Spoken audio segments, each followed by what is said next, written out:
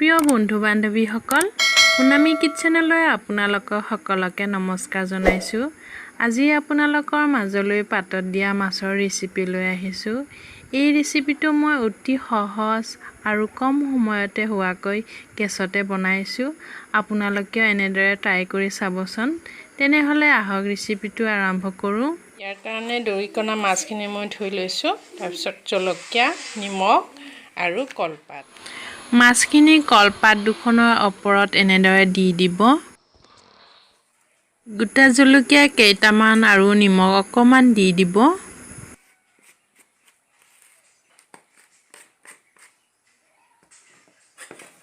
নিমখখিনি ভালদৰে সানি ল'ব।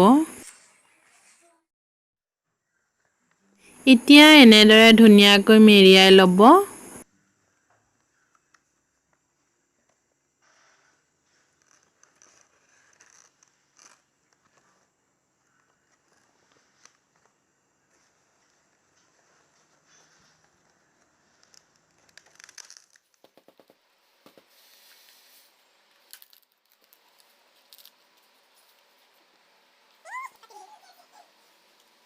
ইয়াৰ পিছত এনেদৰে বান্ধি দিব।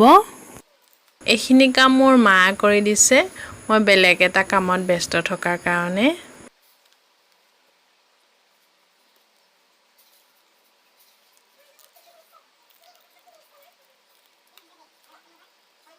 গেছৰ ফ্লেমটো মিডিয়ামত ৰাখি টাৱাখনৰ ওপৰত মাছৰ টোপোলাটো এনেদৰে দি দিব। মাছৰ টোপোলাটোৰ ওপৰত গধুৰ বস্তু এটা এনেদৰে দি দিব। মই মছলা পিছা শিলটোকে দি দিছোঁ।